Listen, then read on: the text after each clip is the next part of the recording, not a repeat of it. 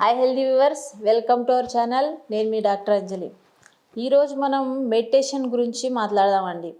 మన బాడీకి అయితే మనం మామూలుగా అయితే ఎక్సర్సైజ్ చేస్తాము. ఇంకా మైండ్కి ఏం ఎక్సర్సైజ్ చేయాలి అంటే మెడిటేషన్ చేయాలండి. మెడిటేషన్ అంటే ఇది ఒక మెంటల్ ప్రాక్టీస్. దేనికోసం కావాలి మెంటల్ ప్రాక్టీస్ అంటే మనకి ఏదైనా క్లారిటీగా ఉండడానికి, బాడీ అంతా రిలాక్స్ కావడానికి. ఎందుకంటే ఇప్పుడు చాలా వరకు స్ట్రెస్ అనేది పెరిగిపోయింది. ఆ స్ట్రెస్ వల్ల చాలా వరకు జబ్బులు వస్తున్నాయి. ఆ జబ్బులన్నీ తగ్గించుకోవాలంటే మనం ఖచ్చితంగా డైలీ మెడిటేషన్ చేస్తేనే మంచిది. ఈ మెడిటేషన్ వల్ల ఇంకా ఏమొస్తుంది మనకు, మొత్తం బాడీ రిలాక్సేషన్ ఉంటుంది, క్లారిటీ ఉంటుంది. అంటే లోపల చాలామందికి గుబులుగా ఉంది, లోపల ఎట్లనో అవుతుంది, నాకు లోపల మనశ్శాంతి లేదు అని చెప్తుంటారు కదా. ఆ మనశ్శాంతి అనేది రావాలంటే మనం ఖచ్చితంగా మెడిటేషన్ చేయాలండి. ఈ మెడిటేషన్ అనేది ఎన్ని రకాలుగా చేయొచ్చు మనం అంటే, మామూలుగా అయితే మనం బ్రీతింగ్ త్రూ చేయొచ్చు. ఇంకా ఒక్కొక్కటి ఏంటంటే ఏదైనా విజువలైజ్ చేయడం అంటే పెద్ద ఫారెస్ట్ ఉన్నట్ట, దాంట్లో ప్రశాంతంగా కూర్చున్నట్ట, ఏదైనా సముద్రం తీరంలో కూర్చొని మనం మెడిటేషన్ చేస్తున్నట్ట అట్లా చేయొచ్చు. లేదంటే ఏదైనా ఒక పాయింట్ మీద ఫోకస్ చేసి దాని మీద కూడా మనం మెడిటేషన్ చేయొచ్చు. మెడిటేషన్ అంటే ఏం వర్క్ చేయాల్సిన అవసరం లేదు. మనం ఓన్లీ కూర్చొని ఉండడం, ఏం చేయకుండా కూర్చొని ఉండడం అంటే ప్రజెంట్ మూమెంట్లో ఉండడం. ఎప్పుడైనా కానీ మనం ఏం చేస్తుంటాం, వెనకదన ఆలోచిస్తాం, లేకపోతే ముందరదన ఆలోచిస్తాం. మనం ఇప్పుడు ఏ పరిస్థితిలో ఉన్నామనేది ఏమీ ఆలోచించాం.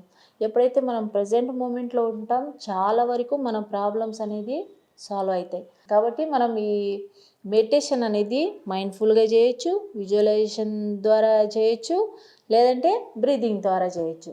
ఇంకా నెక్స్ట్ వచ్చేసి ఈ స్టెప్స్ ఏంది, మెడిటేషన్ చేయాలంటే ఏమేమి స్టెప్ ఫాలో కావాలి అంటే, ఫస్ట్ మనకి ఎవరైతే డిస్టర్బ్ చేయరో ఆ ప్లేస్లో పోయి కూర్చోవాలి. కింద కూర్చొని మెడిటేషన్ చేయొచ్చు, లేదంటే చైర్ మీద కూర్చొని మెడిటేషన్ చేయొచ్చు, లేదా ఈవెన్ మనం ఎవరైతే లేలేరో, ఎవరైతే బెడ్ రిడన్ ఉన్నారో వాళ్ళు పడుకొనైనా మెడిటేషన్ చేయొచ్చు.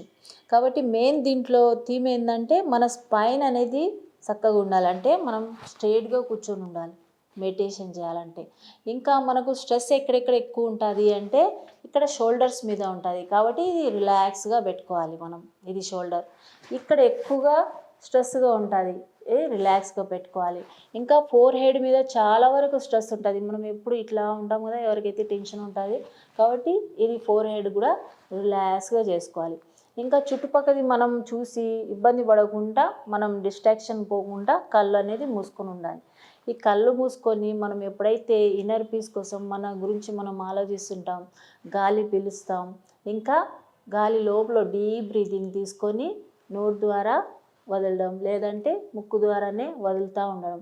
ఈ ఏదైతే గాలి లోపలికి వెళ్తుందో, ఈ లోపల వెళ్ళే గాలి ఏదైతే ఉందో అది మొత్తం లోపలంతా ఫీల్ కావాలి, క్లీన్ చేస్తుంది. ఈచ్ అండ్ ఎవ్రీ పార్ట్కి వెళ్ళేసి ఇది క్లీన్ చేస్తుంది. అట్లా ఫీలింగ్ రావాలి. ఎప్పుడైతే మనం గాలి వదులుతామో ఆ చెడు అంతా బయటికి వెళ్తుంది అనేది ఫీలింగ్ రావాలి. ఇప్పుడు ఈ మధ్యలో ఏమైనా ఆలోచనలు వచ్చినాయనుకోండి, దాంతోపాటు వెళ్ళకూడదు. మీరు ఆ ఆలోచనల్ని అట్లనే వచ్చి పోయేలాగా చేయాలి. మళ్ళీ మన రెస్పిరేషన్ మీదనే మీరు ఖచ్చితంగా రావాలి. లేకపోతే ఏమవుతుందంటే ఒక్కొక్కసారి మెడిటేషన్ చేయాలంటే ఏదో ఒకటి ఆలోచనలు వస్తుంటాయి. ఆ ఆలోచనతో పాటు మనం కూడా వెళ్ళిపోతాం. ఆ ఆలోచన అంతా అయిపోయిన తర్వాత మళ్ళీ నార్మల్గా వచ్చి మెడిటేషన్ అయిపోయింది అనుకుంటుంటారు. కాదు, అట్లా మెడిటేషన్ అంటే మనకు ఇన్నర్ పీస్ రావాలి, కానీ ఏదో ఒకటి ఆలోచనతో మనం వెళ్ళి పోకూడదు. కాబట్టి ఇట్లా చేసి ఫస్ట్లో స్టార్టింగ్లో అయితే మీకు ఎప్పుడైతే ప్రాక్టీస్ ఉన్నదో 5 నుంచి 10 నిమిషాలు కూర్చోవాలి. తర్వాత మీ ఏజ్ ఎంత ఉందో అంత నిమిషం మీరు చేయాలి. ఒకవేళ మీది 51 ఇయర్స్ ఉందనుకోండి, ఏజ్ 51 మినిట్స్ చేయాలి మెడిటేషన్. దాదాపు ఒక 1 అవర్ దాకా చేయాలి. కాబట్టి ఇట్లా ఏజ్ ప్రకారంగా అంతంత నిమిషం చేస్తే మీకు చాలా వరకు ఉపయోగం ఉంటుంది ఈ మెడిటేషన్ అనేది. ఇంకా చేతులు ఎట్లా పెట్టుకోవాలి, చేతులు ఇట్లా ల్యాప్ మీద పెట్టుకోవాలి, లేదా మోకాల మీద పెట్టుకోవచ్చు. కాబట్టి ఇట్లా మనం ఫుల్ రిలాక్స్ అయిపోతాం. దీంతో ఏమేమి ఉపయోగాలు ఉంటాయి మనకు అంటే, ఫస్ట్ మన మానసిక స్థితి అనేది బాగా అవుతుంది. మనం ఏదైనా కానీ క్లారిటీగా ఆలోచించుకోగలుగుతాం. ఇంకా నెక్స్ట్ వచ్చేసి మన హెల్త్ విషయంలో మనకు డైజెస్టివ్ ప్రాబ్లమ్స్ ఉన్నాయనుకోండి, ఎందుకంటే ఆ టెన్షన్ వల్ల వచ్చే డైజెస్టివ్ ప్రాబ్లమ్స్ అనేది అంటే గ్యాస్ ట్రబుల్ కానీ, పొట్ట ఉబ్బరం కానీ, అన్నం అరగకపోవడం కానీ అవన్నీ కూడా సెట్ అయిపోతాయి. ఎవరికైనా కానీ యాంగ్జైటీ అంటే టెన్షన్గా ఉందనుకోండి, డిప్రెషన్ ఉందనుకోండి, వాళ్ళకి డిప్రెషన్, యాంగ్జైటీ అనేది చాలా వరకు తగ్గిపోతుంది. ఈ స్ట్రెస్ ఎవరికైతే ఉంటుందో, ఎందుకంటే కార్టిజోల్ హార్మోన్ వల్ల ఈ స్ట్రెస్ అనేది పెరుగుతుంటుంది, అవి మొత్తం తగ్గిపోతాయి. ఎవరికైతే నిద్ర రాదో వాళ్ళకి ఈ మెడిటేషన్ చేస్తే వాళ్ళకి మంచిగా పీస్ఫుల్గా బాడీ అంతా రిలాక్స్ అవుతుంది. మెడిటేషన్ చేసిన తర్వాత మంచి నిద్ర వస్తుంది. కాబట్టి పడుకునేటప్పుడు వాళ్ళు కానీ మెడిటేషన్ చేస్తే వాళ్ళకి ఇన్సోమ్నియా ప్రాబ్లం అంటే నిద్ర లేని ప్రాబ్లం అనేది తగ్గిపోతుంది. ఇంకా చాలామందికి కాన్సన్ట్రేషన్ అనేది ఉండదు, పిల్లలకి ఎస్పెషల్లీ చదువులో కాన్సన్ట్రేషన్ అనేది ఉండదు. వాళ్ళు కూడా ఇది మెడిటేషన్ చేయించినాం అనుకోండి, వాళ్ళకి మెమరీ కానీ, కాన్సన్ట్రేషన్ పవర్ కానీ, ఫోకస్ ప్రాబ్లం కానీ బాగా ఉంటుంది. కాబట్టి ఈ మెడిటేషన్ చిన్నపిల్లలు కూడా చాలా ఇంపార్టెంట్. ఇంకా నెక్స్ట్ మనకి ఏమైనా నొప్పులు ఉన్నాయనుకోండి, చాలా రోజుల నుంచి ఏదైనా క్రానిక్ ప్రాబ్లం ఉందనుకోండి, అవి కూడా చాలా వరకు తగ్గిపోతాయి. ఎవరికైతే మైగ్రేన్ ప్రాబ్లం ఉన్నాయి, కాల్చేతులు నొప్పులు ఉన్నాయి కదా చాలా సంవత్సరాల నుంచి, వాళ్ళకి ఈ మెడిటేషన్ చేస్తే తగ్గిపోతుందండి. కాబట్టి మీరు ఒకసారి ట్రై చేసి నాకు కమెంట్ బాక్స్లో కమెంట్ పెట్టండి మీకు ఎట్లా ఉంది అనేది. ఇంకా నెక్స్ట్ వచ్చేసి మనం ఎప్పుడైతే మనకు మెంటల్ పీస్ వస్తుందో మనం వేరే వాళ్ళకి కూడా అర్థం చేసుకునే స్టేజ్కి వెళ్తాం. అప్పుడు ఏమవుతుందంటే మన కమ్యూనికేషన్ స్కిల్స్ కూడా పెరుగుతుంది, ఇంకా వేరే వాళ్ళకి అర్థం చేసుకుంటాం కాబట్టి మన రిలేషన్స్ కూడా బాగుంటాయి. కాబట్టి ఇవి ఇన్ని ఉపయోగాలు ఉండే మెడిటేషన్కి మనం చాలా వరకు అవాయిడ్ చేస్తాం, ఎందుకంటే మనం ఒక చోటు కూర్చోలేమని చెప్పి. కాబట్టి ఎక్కువసేపు కూర్చోవాల్సిన అవసరం లేదు, రోజుకి 5 నిమిషాలతోన స్టార్ట్ చేసి మీరు మీ ప్రాబ్లమ్స్ని, ఈ సమస్యలు, మానసిక స్థితిని, మన ఫిజికల్ అంటే ఎవరికైనా బీపీ ఉందనుకోండి, బీపీ కూడా చాలా వరకు కంట్రోల్లో వస్తుంది. ఇంకా ఈ హార్ట్కి సర్క్యులేషన్ అనేది బాగా పెరిగి మీకు హార్ట్ స్ట్రోక్ రాకుండా చేస్తుంది. కాబట్టి ఇది కూడా ఖచ్చితంగా ఎవరికైతే హార్ట్ ప్రాబ్లం, బీపీ ప్రాబ్లం ఉందో వాళ్ళు సింపుల్ ఈ ఎక్సర్సైజ్ చేయొచ్చు, మెడిటేషన్ అనేది ప్రాక్టీస్ చేయొచ్చు. ఇది ప్రాక్టీస్ చేయడానికి కాదంటే మీరు గైడెడ్ మెడిటేషన్ కూడా చేయొచ్చు, అంటే ఎవరన్నా చెప్తుంటే కూడా మీరు మెడిటేషన్ అనేది చేయొచ్చు.